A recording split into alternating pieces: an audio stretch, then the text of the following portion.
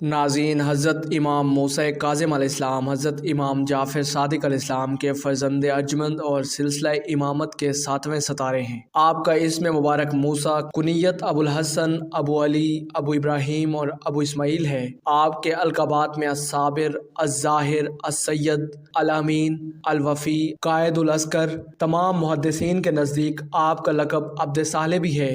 آپ کا معروف ترین لقب کاظم ہے اور اسی لیے حضرت امام موسیٰ کاظم علیہ السلام کے نام سے یاد کیے جاتے ہیں۔ آپ کے والد بزرگوار حضرت امام جعفر صادق علیہ السلام تھے، جن کا خاندانی سلسلہ حضرت امام حسین علیہ السلام شہید کربلا کے واسطے سے پیغمبر اسلام محمد مصطفیٰ صلی اللہ علیہ وآلہ وسلم تک پہنچتا ہے۔ آپ کی والدہ مائدہ حمیدہ خاتون تھیں۔ آپ ملک بربر کی باشندہ تھیں۔ اصول کافی اور بحار الانوار کی روایات کے مطابق حضرت امام جعفر صادق علیہ السلام فرماتے ہیں، حمیدہ دنیا میں بھی قابل تعریف ہے اور آخرت میں بھی قابل تعریف ہے۔ آپ کو حضرت امام جعفر صادق علیہ السلام نے شریعت محمدیہ اور دین کے حلال و حرام تعلیم فرمائے اور آپ کی ذمہ داری لگائی کہ آپ مدینہ کی عورتوں کو تعلیم دیں۔ 7 صفر 128 ہجری میں آپ کی ولادت باسعادت ہوئی۔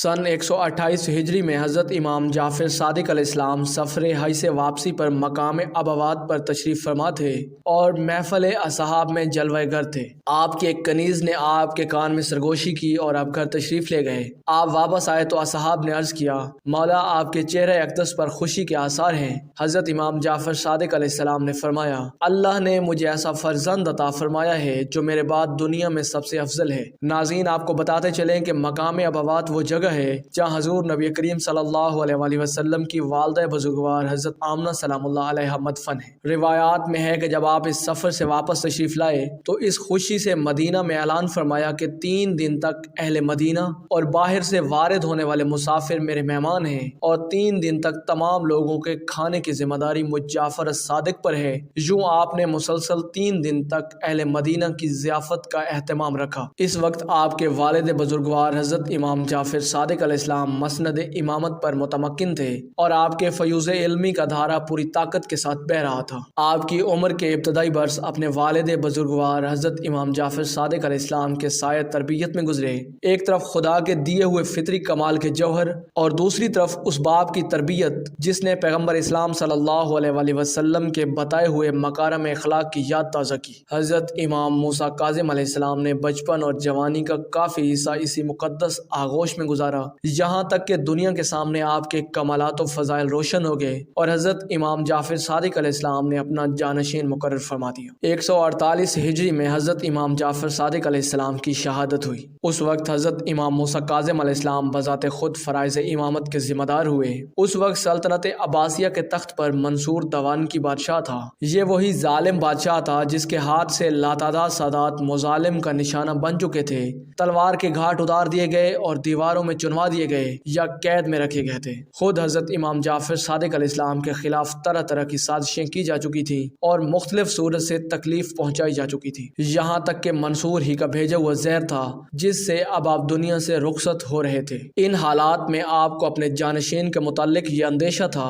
کہ حکومت وقت اسے زندہ نہ رہنے دے گی، اس لیے آپ نے ایک اخلاقی بوجھ حکومت کے کاندھوں پر رکھ دینے کے لیے یہ صورت اختیار فرمائی کہ جائیداد اور گھر کے انتظامات کے لیے 5 اشخاص کی ایک جماعت مقرر فرمائی، جن میں پہلا شخص خود خلیفہ وقت منصور عباسی تھا۔ اس کے علاوہ محمد بن سلیمان حاکم مدینہ، اپنے بیٹے عبداللہ فتح جو امام موسیٰ کاظم علیہ السلام سے بڑے تھے، چوتھے حضرت امام موسیٰ کاظم علیہ السلام اور 5واں ان کی والدہ بزرگوار حمیدہ خاتون تھی۔ امام کا اندیشہ بالکل صحیح تھا اور آپ کا تحفظ بھی کامیاب ثابت ہوا۔ چنانچہ جب وفات کی اطلاع منصور کو پہنچی تو اس نے پہلے تو سیاسی مصلحت کے طور پر اظہار رنج کیا، 3 مرتبہ ان للہ و انا الیہ راجعون کہا اور کہا کہ اب بھلا جعفر صادق کا مثل کون ہے۔ اس کے بعد حاکم مدینہ کو لکھا کہ اگر جعفر صادق نے کسی شخص کو اپنا وصی مقرر کیا ہو تو اس کا سر فوراً قلم کر دو۔ حاکم مدینہ نے جواب میں لکھا کہ انہوں نے 5 وصی مقرر کیے ہیں جن میں سب سے پہلے آپ خود ہیں۔ یہ جواب پڑھ کر منصور کچھ دیر تک خاموش رہا اور سوچنے کے بعد کہنے لگا،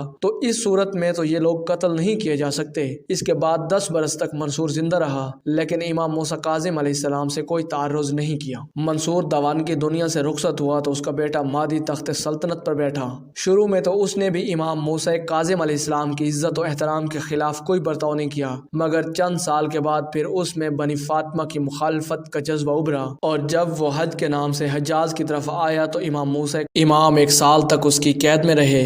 پھر اس کو اپنی غلطی کا احساس ہوا اور ان کو مدینہ کی طرف واپسی کا موقع دیا گیا۔ مہدی کے بعد اس کا بھائی بادی تخت سلطنت پر بیٹھا اور صرف 1 سال 1 مہینے تک اس کی حکومت رہی۔ اس کے بعد ہارون رشید کا زمانہ آیا، جس میں پھر امام موسیٰ کاظم علیہ السلام کو آزادی کے ساتھ سانس لینا نصیب نہ ہوا۔ بس آپ کی خاموش سیرت ہی تھی جو دنیا کو آل محمد کی تعلیمات سے روشناس کرا سکتی تھی۔ آپ اپنے مجموع میں بالکل خاموش رہتے تھے، یہاں تک کہ جب تک آپ سے کسی امر کے متعلق کوئی سوال نہ کیا جائے آپ گفتگو میں ابتدا نہ فرماتے تھے۔ اس کے باوجود آپ کی علمی جلالت کا سکہ دوست اور دشمن سب کے دل پر قائم تھا، اور آپ کی سیرت کی بلندی کو بھی سب مانتے تھے۔ اس لیے عام طور پر آپ کو کثرت عبادت اور شب بیداری کی وجہ سے عبد صالح کے لقب سے یاد کیا جاتا تھا۔ بادی کے بعد ہارون تخت خلافت پر بیٹھا۔ سلطنت عباسیہ کی قدیم روایات جو سادات مخالفت میں تھیں اس کے سامنے تھیں۔ خود اس کے باپ منصور کا رویہ جو امام جعفر صادق علیہ السلام کے خلاف تھا وہ بھی اسے معلوم تھا۔ اس کے باپ کا یہ ارادہ کہ جعفر صادق کے جانشین کو قتل کر دیا جائے یقیناً اس کے بیٹے ہارون کو معلوم ہو چکا ہوگا۔ سلطنت کی اندرونی مشکلات کی وجہ سے 9 برس تک ہارون کو کھلے عام تشدد کا موقع نہ ملا۔ اس دوران عبداللہ ابن حسن کے فرزند کا واقعہ درپیش ہوا۔ ہارون رشید حج کے ارادے سے مکہ معظمہ آیا۔ اتفاق سے اس سال امام موسیٰ کاظم علیہ السلام بھی حج کو تشریف لائے ہوئے تھے۔ ہارون نے اپنی آنکھ سے اس کی عظمت اور مرجعیت کا مشاہدہ کیا جو مسلمانوں میں امام موسیٰ کاظم علیہ السلام کے متعلق پائی جاتی تھی۔ اس سے اس کے حسد کی آگ بھڑک اٹھی۔ اس کے بعد محمد بن اسماعیل کی مخالفت نے اور اضافہ کر دیا۔ واقعہ یہ ہے کہ اسماعیل امام جعفر صادق علیہ السلام کے بڑے فرزند تھے، اور اس لیے کہ ان کی زندگی میں عام طور پر لوگوں کا خیال یہ تھا کہ وہ امام جعفر صادق علیہ السلام کے قائم مقام ہوں گے، مگر ان کا انتقال حضرت امام جعفر صادق علیہ السلام کے زمانے میں ہو گیا اور لوگوں کا یہ خیال غلط ثابت ہوا۔ پھر بھی بعض سادہ لوگ صاحب اس خیال پر قائم رہے کہ جانشینی کا حق اسماعیل کو ہے۔ انہوں نے حضرت امام موسیٰ کاظم علیہ السلام کی امامت کو تسلیم کرنے سے انکار کر دیا۔ چنانچہ اسماعیلیہ فرقہ مختصر تعداد میں ہی صحیح اب بھی دنیا میں موجود ہے۔ محمد ان اسماعیل کے فرزند تھے اور اس لیے امام موسیٰ کاظم علیہ السلام سے ایک طرح کی مخالفت رکھتے تھے۔ ان کے ماننے والوں کی تعداد بہت کم تھی اور وہ افراد کوئی نمایاں حیثیت نہ رکھتے تھے، اس لیے ظاہری طور پر امام موسیٰ کاظم علیہ السلام کے ہاں آمد و رفت رکھتے تھے اور ظاہرداری کے طور پر قرابت داری کے تعلقات بھی قائم کیے ہوئے تھے۔ ہارون رشید نے امام موسیٰ کاظم علیہ السلام کی مخالفت کی صورتوں پر غور کرتے ہوئے مشورہ لیا کہ میں چاہتا ہوں کہ اولاد ابو طالب میں سے کسی کو بلا کر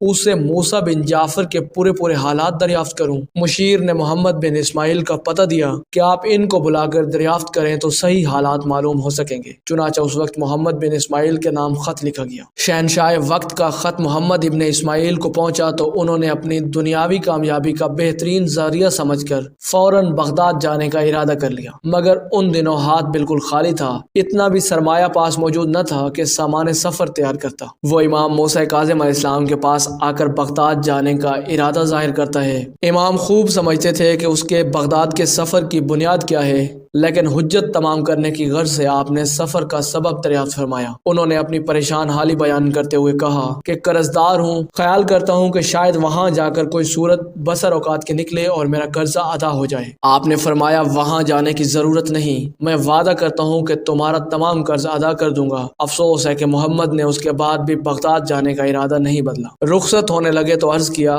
کہ مجھے وہاں کے متعلق کچھ ہدایت فرمائی جائے۔ آپ نے اس کا کچھ جواب نہ دیا۔ جب انہوں نے کئی مرتبہ اصرار کیا تو آپ نے فرمایا بس اتنا خیال رکھنا کہ میرے خون میں شریک نہ ہونا اور میرے بچوں کی یتیمی کے باعث نہ بننا۔ جب وہ چلنے لگے تو آپ نے 450 دینار اور 1500 درہم انہیں مصارف کے لیے عطا فرمائے۔ نتیجہ وہی ہوا جو کہ پیش نظر تھا۔ محمد ابن اسماعیل بغداد پہنچے اور وزیر اعظم یحییٰ برمکی کے مہمان ہوئے۔ اس کے بعد یحییٰ کے ساتھ ہارون کے دربار میں پہنچے۔ مصلحت وقت کی بنا پر بہت تعظیم و تکریم کی گئی۔ ہارون نے مدینہ کے حالات دریافت دریافت کیے۔ محمد نے انتہائی غلط بیانیوں کے ساتھ وہاں کے حالات کا تذکرہ کیا اور یہ بھی کہا کہ میں نے آج تک نہیں دیکھا اور نہ سنا کہ ایک ملک میں 2 بادشاہ ہوں۔ اس نے کہا کہ اس کا کیا مطلب ہے؟ محمد نے کہا بالکل اسی طرح جس طرح آپ بغداد میں سلطنت قائم کیے ہوئے ہیں اور اطراف ملک سے وہ آپ کے مقابلے کے لیے دعویدار ہے۔ ہارون کا غیظ و غضب انتہائی اشتعال کے درجے تک پہنچ گیا۔ اس نے محمد کو 10,000 دینار دے کر رخصت کیا۔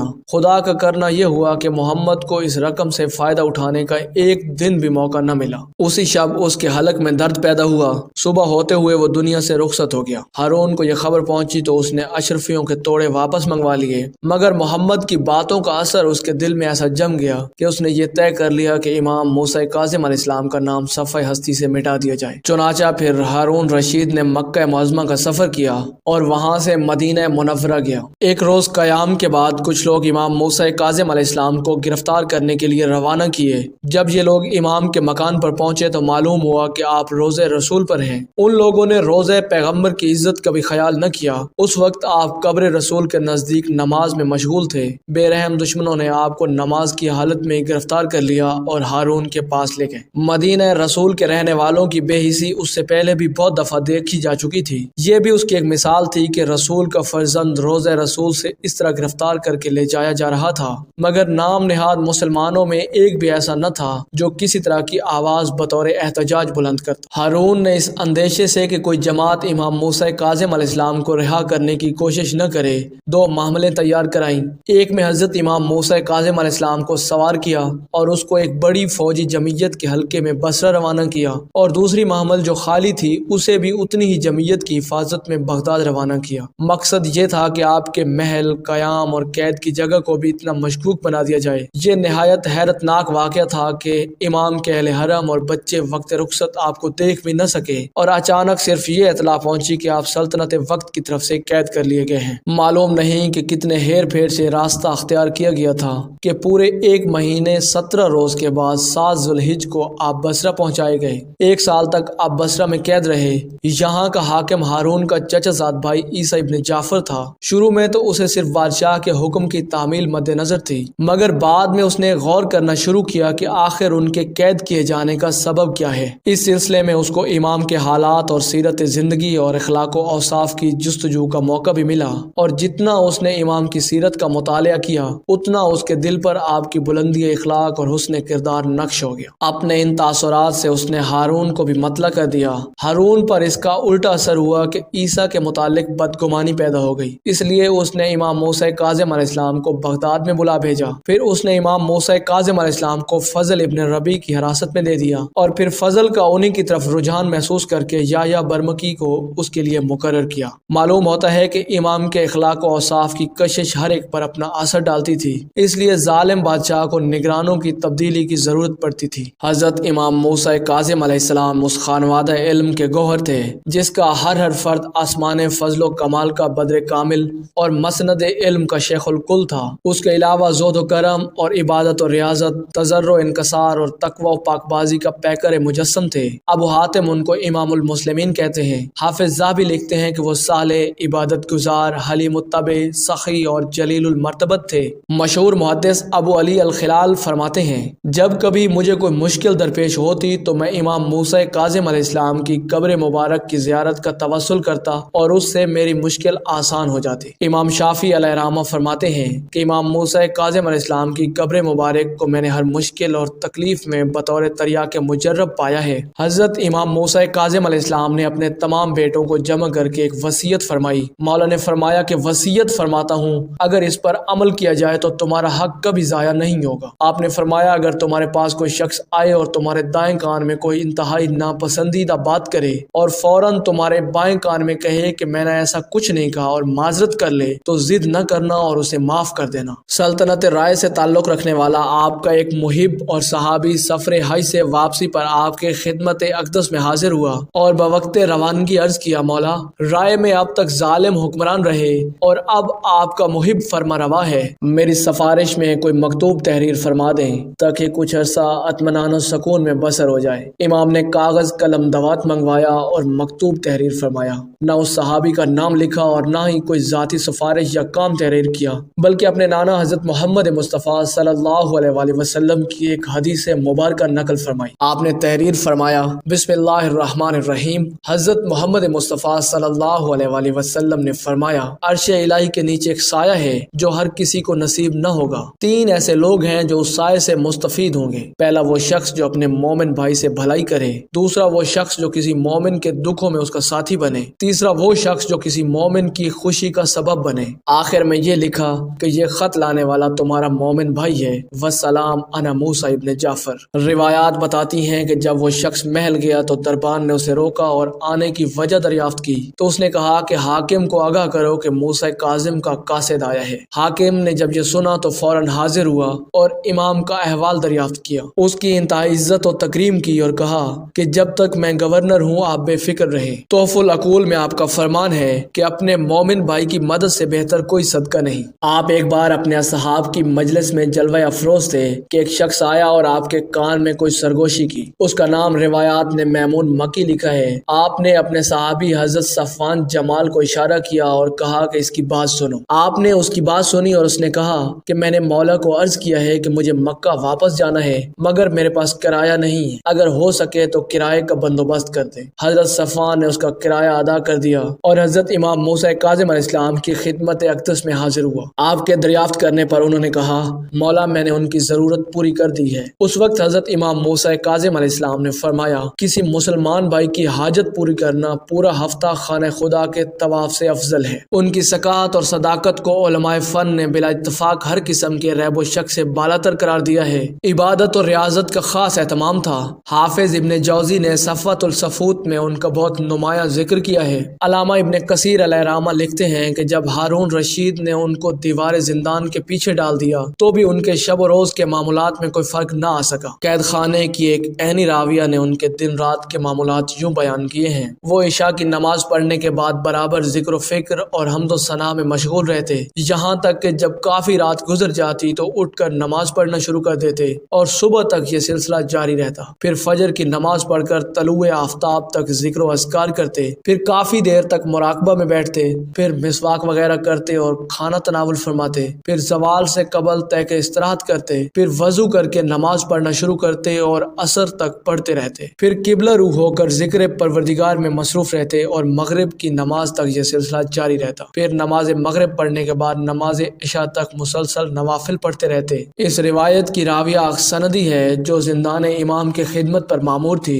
جب کبھی ان کو دیکھتی تو کہتی، بڑے ہی بد نصیب اور ناکام لوگ ہیں وہ لوگ جو خدا کے ایسے صالح اور عبادت گزار بندے سے تعرض کرتے ہیں اور انہیں پریشان کرتے ہیں۔ حافظ ذہبی انہیں صالح، عابد، جواد، حلیم اور جلیل المرتبت لکھتے ہیں۔ اسلام میں ایسے اہل دعوت و عظیمت علم کی کافی تعداد ملتی ہے جنہوں نے حق و صداقت اور ایمان و ایقان کے چراغ روشن رکھنے کی خاطر داد و رسن اور قید و بند کی تمام صعوبتوں کو برداشت کیا۔ کتنوں نے اسی راہ میں اپنی جان بھی جان آفرین کے سپرد کر دی۔ حضرت امام موسیٰ کاظم علیہ السلام 2 بار اس سعادت سے بہربر ہوئے۔ سب سے پہلے خلیفہ مہدی نے ان کو قید کیا تھا، پھر ہارون الرشید کے ایام خلافت میں ایک مرتبہ اسے خبر ملی کہ عوام حضرت امام موسیٰ کاظم علیہ السلام کے ہاتھوں پر بیعت کر رہی ہے۔ اس سے اس کو بہت اندیشہ لاحق ہوا، چنانچہ ہارون الرشید عمرہ کی غرض سے حرمین گیا تو واپسی پر امام کو بھی اپنے ہمراہ بصرہ لیتا آیا اور وہاں کے والی عیسیٰ بن جعفر کے پاس مقید کر دیا اور وہ 1 سال تک وہاں قید رہے۔ اس کے بعد پھر بغداد کے مرکزی قید خانے میں منتقل کر دیے گئے اور تادم حیات وہی رہے۔ بغداد کے زمانہ اسیری میں انہیں رسول کریم صلی اللہ علیہ وآلہ وسلم کی زیارت نصیب ہوئی۔ آپ صلی اللہ علیہ وآلہ وسلم ان سے فرما رہے تھے، اے موسیٰ، یقیناً تم مظلوم ہو، میں چند کلمات کی تلقین کرتا ہوں، اگر تم ان کا ورد کرو تو آج ہی شب تم قید سے رہا ہو جاؤ گے۔ قید خانے سے ہی انہوں نے خلیفہ کے نام ایک خط لکھا تھا جو ان کی صاف گوئی اور جرت اور حق گوئی کا پورا عکاس ہے۔ اس خط میں تحریر تھا، اے ہارون، جوں جوں میری آزمائش کے ایام گزر رہے ہیں ویسے ویسے تمہارے عیش اور راحت کے دن بھی کم ہوتے جا رہے ہیں، حتیٰ کہ ہم دونوں ایک ایسے دن ملیں گے جب برا عمل کرنے والے لوگ خسارے میں رہیں گے۔ سب سے آخر میں امام سندی بن شاق کے قید خانے میں رکھے گئے۔ یہ شخص بہت ہی بے رحم اور سخت دل تھا۔ آخر اسی قید میں آپ کو انگور میں زہر دیا گیا۔ 25 رجب المرجب 183 ہجری میں حضرت امام موسیٰ کاظم علیہ السلام کی وفات ہوئی۔ بعد از وفات آپ کے جسم اقدس کے ساتھ کوئی اعزاز کی صورت اختیار نہ کی گئی، بلکہ توہین آمیز الفاظ کے ساتھ اعلان کرتے ہوئے آپ کے جسم اقدس کو قبرستان کی طرف روانہ کیا گیا۔ 73 سال دنیا علم و عمل کو منور رکھنے کے بعد 25 رجب المرجب 183 ہجری کو شمع فیروزہ گل ہو گئی۔ اکثر علماء کا خیال ہے کہ بغداد کے قید خانے میں ان کی وفات ہوئی۔ بغداد میں آج بھی ان کا مزار انتہائی مشہور، آفاق اور مرجع نام ہے۔ اس امید کے ساتھ آپ سے اجازت چاہیں گے کہ آپ کو ہماری ویڈیو پسند آئی ہوگی۔ ملتے ہیں بہت جلد ایک دلچسپ اور علم سے بھرپور ویڈیو میں، تب تک کے لیے اللہ نگہبان۔